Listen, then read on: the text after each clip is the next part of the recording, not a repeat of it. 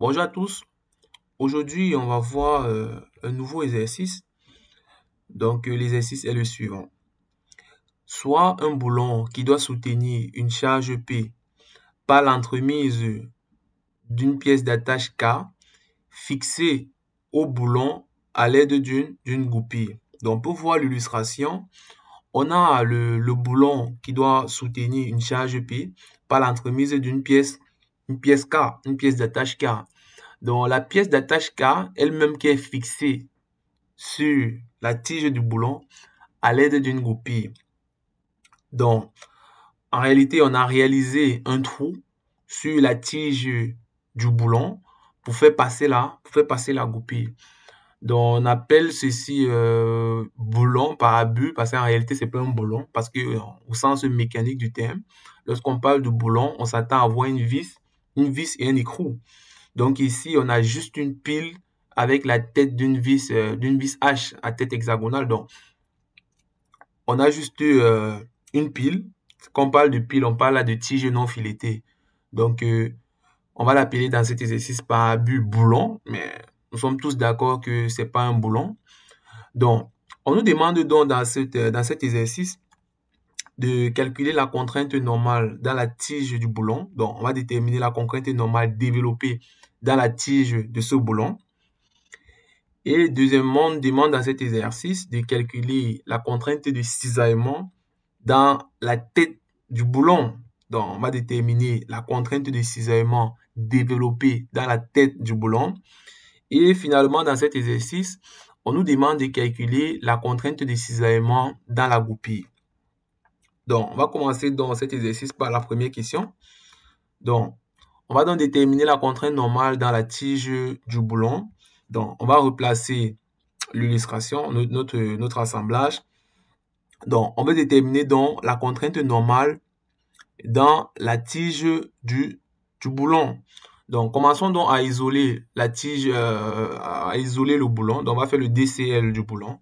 Donc, quand on parle de DCL du boulon, on modélise tout simplement le boulon et ses interactions.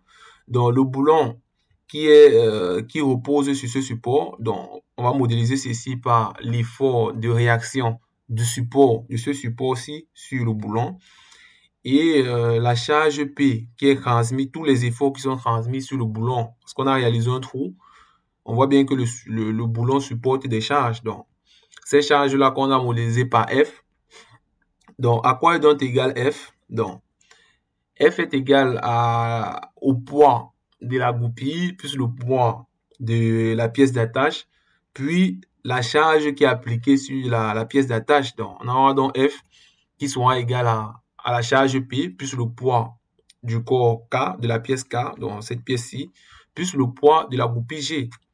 Donc, vu quand même la charge transmise, on a une charge quand même de 16 kN. Donc, si on voit ça en termes de masse, c'est quand même une charge de 1,6 tonnes. Donc, on peut dire que cette charge est très supérieure par rapport au poids de la goupille et au poids de la pièce d'attache. Donc, on va donc dire que la charge P est très supérieure par rapport au poids PK et PG. Donc, on va dire que F est sensiblement égal à P. Donc, la charge que supporte le boulon est sensiblement égale à cette charge-ci. Donc, F sera sensiblement égal à P. Donc, connaissant donc la charge appliquée sur le boulon, on peut donc déterminer la contrainte normale appliquée sur la tige du boulon. Donc, on connaît donc l'expression de la contrainte normale qui est égale à Fi sur A, Fi qui est l'effort normal appliqué sur une section transversale de la tige du boulon, divisé par l'aire de la section transversale. Donc, on va donc faire une coupure pour déterminer Fi. Donc, en faisant donc la coupure pour déterminer Fi, on peut donc prendre cette partie de la coupure puisqu'on connaît Pi. Donc, en prenant donc cette partie de la coupure, on va faire Fi moins P égale à 0, tout simplement en faisant l'équilibre de cette partie égale à 0. On a Fi moins P, en suivant bien le sens Y, on a bien Fi moins P qui est égal à 0. Donc, c'est qu'une donc Fi égale à P. Donc, on va donc s'intéresser maintenant à l'aire de la section transversale de la tige du boulon. Donc, La section transversale est donc un cercle, puisque la tige est donc cylindrique. Donc, on aura donc l'aire de la section transversale qui sera égale à pi d carré sur 4, qui est bien l'aire d'un cercle. Donc, D qui est bien évidemment le diamètre de la tige du boulon. Donc, connaissant donc A et FI, on peut donc remplacer tout simplement dans l'expression de la contrainte normale, ce qui nous va nous donner la contrainte normale sigma qui sera égale finalement à 4P divisé par pi d carré. Donc, connaissant donc, on nous a donné tout ceci en début d'exercice, le diamètre de la tige du boulon. On peut donc faire l'application numérique. On connaît donc la charge P. Donc, en faisant l'application numérique, on a trivialement la contrainte normale dans la tige du boulon qui est égale à 30,14 mégapascal. Donc, ceci sera tout pour la première question. On va passer maintenant à la deuxième question de notre exercice. Donc, nous demande cette fois-ci de déterminer la contrainte de cisaillement dans la tête du boulon. C'est aussi une question assez simple, mais pas très facile à comprendre. Donc, on nous demande donc de calculer la contrainte de cisaillement dans la tête du boulon. Donc, on va replacer notre petit assemblage. Donc, en replaçant notre petit assemblage, on nous demande donc de déterminer la contrainte de cisaillement dans la tête du boulon. Donc, on connaît bien sûr la définition de la contrainte de cisaillement taux, qui est égale à l'effort tranchant divisé par l'aire de la section cisaillée. Donc, ce qui est très intéressant à comprendre ici, c'est la section cisaillée. Donc, vous savez, pour déterminer la contrainte de cisaillement, la plus grosse difficulté, c'est déterminer la section cisaillée. Donc, on voit dans la tête du boulon, on nous demande de déterminer la contrainte de cisaillement dans la tête du boulon, dans cette tête-ci. Donc, on doit essayer de voir notre assemblage. Lorsqu'on applique la charge sur le boulon, on voit bien que il y aura une partie de la tête du boulon qui va essayer de rester solidaire à la tige du boulon lors de la déformation. Donc, lors de la rupture de la tige du boulon, donc ceci peut s'observer avec cette illustration. Donc, on voit cette illustration-ci. On voit bien une partie de la tête du boulon, donc cette partie un peu sombre ici, qui est une partie de la tête du boulon. Lorsqu'on va appliquer toutes les charges sur le boulon, on voit bien que cette partie va rester solidaire. Donc, elle va se cisailler. Donc, elle va se cisailler de la tête du boulon pour rester solidaire à la tige du boulon. Donc, c'est ça donc qui est la section cisaillée. Donc, on a toute cette section cylindrique, toute cette surface cylindrique de révolution-ci, qui est ici un peu plus sombre. C'est ça la section cisaillée. Donc, c'est ça qui était un peu difficile à comprendre dans cette question. Donc, à quoi est donc égal à T? Bon, puisque l'effort, le cisaillement dans la tête du boulon est créé par la charge P, donc l'effort tranchant est tout simplement égal à... L'effort tranchant sera égal à P, tout simplement. Donc, à quoi est donc égal à l'aire de la section cisaillée? Donc, pour déterminer l'aire de la section cisaillée, on va donc prendre cette surface de révolution et on va le détacher. Donc, on sait quand on détache une surface de révolution, on a un rectangle. Donc, en détachant dans la surface de révolution, on a notre rectangle. Pour déterminer la longueur du rectangle, la longueur du rectangle est tout simplement égale à la longueur de la circonférence. Donc, la longueur de cette circonférence qui est égale à 2πr. Donc, on peut 2πr, bon, on peut encore dire égal à pi d. Bien évidemment, D qui est le diamètre de la tige, le diamètre de la tige du boulon.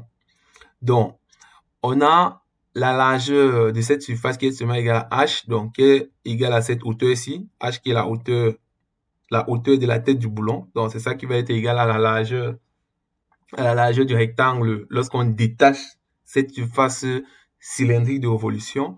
Donc, on a donc l'aire de la section cisaillée qui sera égale à pi dh, donc la longueur fois la largeur, tout simplement. Donc, on aura donc la section cisaillée qui sera égale à pi dh. Donc, connaissant donc T et S, donc l'effort tranchant et l'aire de la section cisaillée, on peut donc tout simplement remplacer dans l'expression de la contrainte de cisaillement taux, ce qui va nous donner taux qui sera égal à P divisé par pi dh. En faisant donc l'application numérique, on aura tout simplement la contrainte de cisaillement qui sera égale à à 10,89 mégapascal. Donc, vous voyez, ça, c'est une question assez simple, mais pas facile à comprendre d'un coup. Donc, une question particulièrement que j'ai trouvée particulièrement intéressante. Donc, on va donc achever notre exercice avec la dernière question, où on nous demande de déterminer la contrainte de cisaillement dans la goupille. Donc, on va replacer encore notre assemblage. Donc, on va observer notre assemblage et on a l'expression de la contrainte de cisaillement. Donc, pourquoi j'ai mis K ici? En réalité, j'ai mis K parce que on peut s'en douter bien, on a un double cisaillement dans la goupille. Donc, quand on observe bien la goupille, lorsqu'on applique la charge, on voit bien que on a un double cisaillement, souvent deux surfaces. Donc, on a deux sections cisaillées. Donc, à quoi est donc égal à K? Donc, on va observer ces deux sections cisaillées ici marquées en rouge. Donc, en observant donc ces deux sections cisaillées, on peut l'observer ceci en 3 dimensions. J'ai essayé de faire une figure pour représenter lorsque ceci va se déformer. On a bien nos deux sections cisaillées et lorsque tous les charges sont appliquées sur le système dans la charge P, on voit bien que la goupille va se cisailler suivant deux sections. Dans ces sections que j'ai essayé de marquer ici en rouge, donc on observe bien K qui serait égal à 2. Donc, à quoi est donc égal à S? Donc, l'aire de la surface cisaillée. Donc, on voit bien que ce sont des surfaces, sont des cercles. Donc, ces surfaces cisaillées sont des cercles. Donc, l'aire du cercle qui est tout simplement égale à pi d carré. Donc, on aura la surface cisaillée qui est égale à pi d carré. Donc, bien évidemment, le cisaillement est créé par la charge P, dont T sera égal à P. Donc, connaissant donc K, S et T, on peut tout simplement remplacer dans l'expression de la contrainte de cisaillement taux. Donc, ce qui nous permet de réduire cela à taux qui sera égal à 2P divisé par pi d carré. Donc, en faisant l'application numérique, on aura taux qui sera égal à 82,22 mégapascal. Donc, on voit que c'est aussi une question assez simple, mais je crois que ceci a permis de bien assimiler comment déterminer les sections cisaillées dans un mécanisme. Donc, ceci sera tout pour cet exercice. Donc, merci de l'avoir suivi. On se retrouve donc dans une prochaine vidéo pour la résolution d'un nouveau exercice. Merci.